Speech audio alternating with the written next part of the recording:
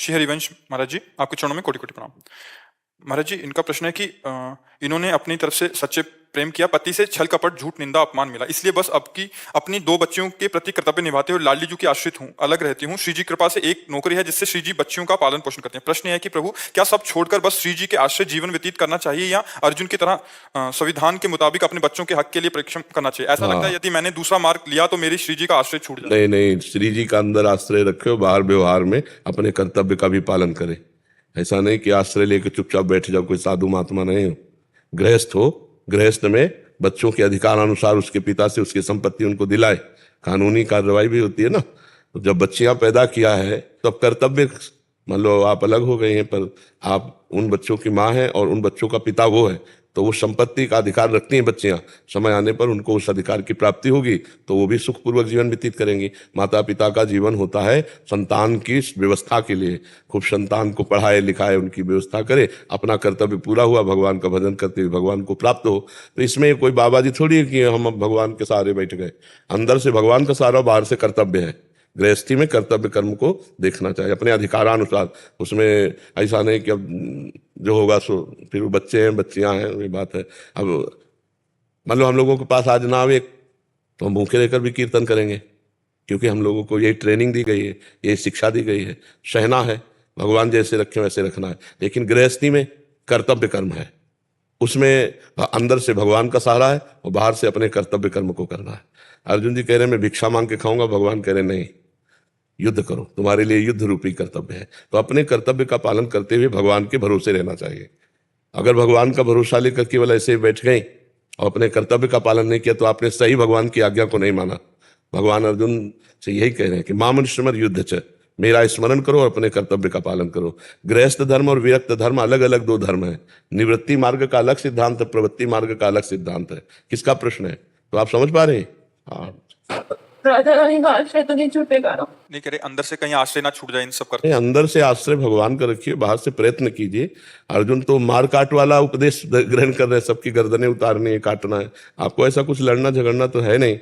अगर बच्चे थोड़ा सयाने हो तो उनको उनके पिता के हक को दिला दीजिए, क्योंकि तभी उनका जीवन थोड़ा सुव्यवस्थित हो पाएगा। क्योंकि आपके पास इतनी सामर्थ्य तो दिखाई नहीं दे रही कि आप इतने सक्षम हो कि अपनी पुत्रियों को सब, तो उनके पिता के पास तो संपत्ति होगी ही ना। प्रभु मैंने मेरी नौकरी है, नौकरी के उससे पाल सकती हूँ बच्चों को। तो अच्छे पैसे मिलते हैं तो फिर जरूरत नहीं है, फिर तो आप समर्थ हैं, आप अपने बच्चों को पढ़ा लिखा करके आप उनको फिर अच्छी नौकरी दिला सकते हैं। बस इसमें ये दिक्कत है प्रभु की नौकरी मेरी लिए जिंदगी भर नहीं रही। एज अ मतलब मदर होने के नाते दोनों बच्चों को पालने के लिए मुझे उनको टाइम देना पड़ेगा, तो शायद मुझे अपनी नौकरी छोड़नी पड़े। हाँ, पर कुछ तो ऐसी संपत्ति तो एकत्रित कर ही लीजिए जिससे उनके बच्चों का भविष्य उज्जवल हो जाए, क्योंकि आजकल पढ़ाई लिखाई में बहुत पैसा लगता है। और बच्चे में कोई भेद नहीं, बच्चियां पढ़ लिख कर देखो, स्त्री ही तो हमारे देश की राष्ट्रपति है। देखो लड़कियां राइफल लिए हुए बॉर्डर पे खड़ी, किस बात में कम है पुरुष से? तो बच्ची का भेद तो रखना नहीं चाहिए। दो बच्चियां मतलब दो पुत्र हैं, कोई उसमें भेद नहीं। पढ़ा लिखा करके उनको अच्छे वो अपने अनुकूल वर वर्ण कर ले और बढ़िया गृहस्थी में जीवन व्यतीत है, कोई बात शोक की बात नहीं। अगर आपके पास ऐसे देखो समस्याएं कई तरह की होती है, बड़ा संकटपूर्ण जीवन है, कभी भी कुछ भी कहीं भी। अब वो तो संपत्ति अगर उनको पिता की सहयोगी तो और ज्यादा उनको सहयोग मिल जाए। अगर आपके पास ऐसी पर्याप्त संपत्ति है तो फिर कोई किसी से फिर क्या लड़ाई झगड़ा करने की जरूरत है। बच्चों को पढ़ा लिखा कर आप उनको उनकी योग्यता प्रदान कर सके, इतनी संपत्ति है आपके पास वर्तमान में। हाँ, शायद कर सकती हूँ, कर लूंगी। हाँ, तो बस फिर हमें लगता है फिर अगर वो स्वेच्छा से दे दे तो दे देने, झगड़ा मत करो।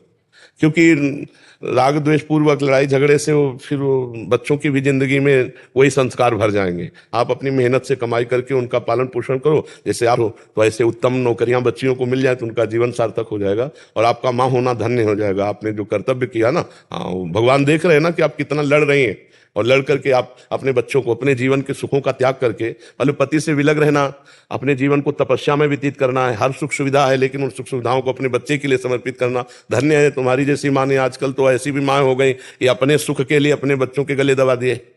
कैसी माँ और एक माँ आप हो जो आप अपने को बलिदान कर रहे हो बच्चों के लिए, मेहनत कर रहे हो, अपने सुखों का त्याग कर रहे हो, तो यही त्याग भगवान की प्राप्ति में सहयोग होगा। तुम्हें प्रियाजों से कोई अलग नहीं कर सकता।